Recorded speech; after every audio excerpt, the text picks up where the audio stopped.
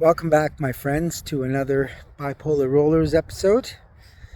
It is a gorgeous day out here, and so I thought I'd come out and enjoy some sunshine. But I wanted to talk about something important, because if you have bipolar disorder, you might notice that your symptoms get worse as the seasons change. Now, some research says that this may be related to sunlight. Believe it or not, the thing I love the most. Bipolar disorder is characterized by mood episodes, and often the changes don't seem related to anything happening in your life. But other times, they may be related to specific triggers, such as stress. You might wonder whether the weather can affect your mood changes. Can sunlight promote a manic episode or prompt it? Can rainy, cold weather trigger a depressive phase? It's unclear what causes shifts in bipolar disorder phases, from mania or hypomania to depression, or vice versa. But medications such as lithium can help lessen or prevent these changes. The idea that changing seasons or weather might play a key role in causing a manic episode or hypomanic episode can be traced back as far back to a 1978 study.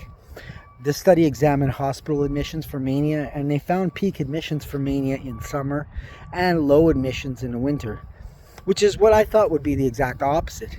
Now, researchers also found a correlation between manic episodes and the following: temperature in the month in question, the mean length of the day, the mean daily hours of sunshine. Since then, other researchers have examined the correlation between manic or hypomanic bipolar disorder phases and the year's seasons. Now, there's been a more recent study, a 2015 study.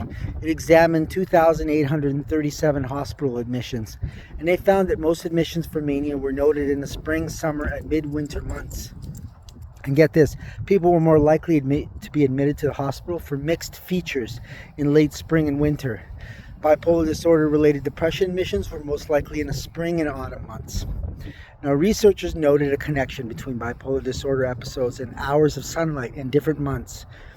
The 2015 study concluded that there appears to be seasonality or seasonal patterns in mood changes relating to affective disorders, such as bipolar disorder.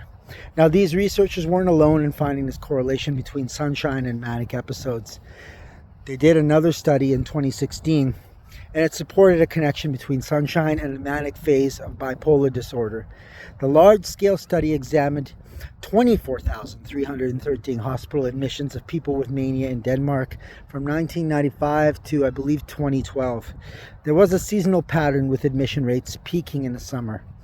Higher admission rates were associated with more sunshine, more ultraviolet radiation, higher temperature, and less snow, but were unassociated with rainfall. That's kind of weird, right? I would have thought rainfall would strongly affect bipolar disorders. I mean, I can only speak for myself. I have a real problem with certain weather conditions. I always feel a little more down.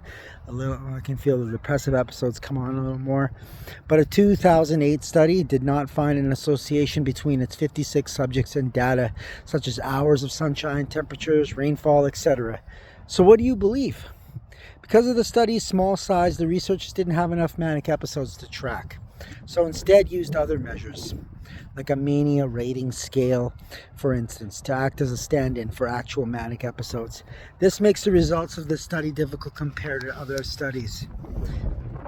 I'll tell you one thing though.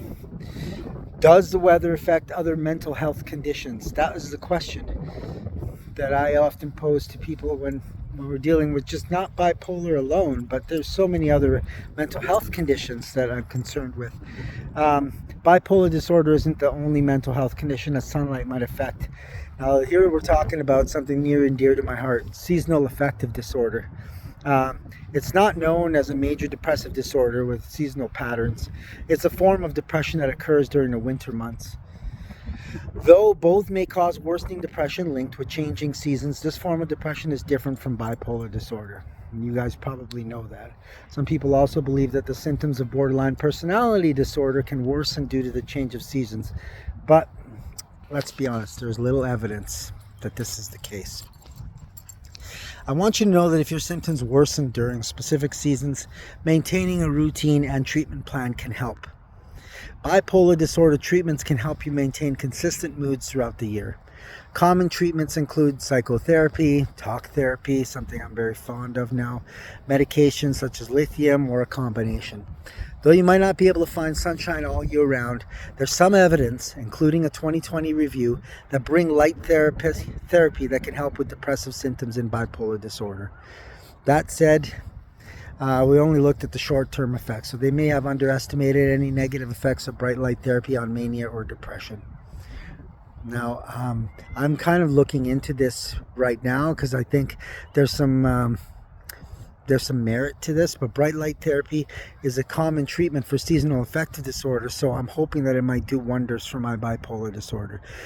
If you're not familiar with it, it uses bright lights to influence your circadian rhythm year-round, is leading to better sleep and an improved mood. I just want you to be aware that there are a lot of treatments available for those of you suffering with not only bipolar disorder, seasonal affective disorder, and borderline personality disorder. These are all things that have been shown, as I've pointed out, to be affected by the weather. And that being said, it's very unlikely that you'll see me be avoiding being out in the bright, beautiful sunshine, no matter how windy it is. Welcome to Alberta. But I hope that you've tuned in and gotten some helpful information on this topic that affects me and is near and dear to my heart. Thanks for tuning in, and we'll talk to you next time, I guess. My bipolar rollers represent.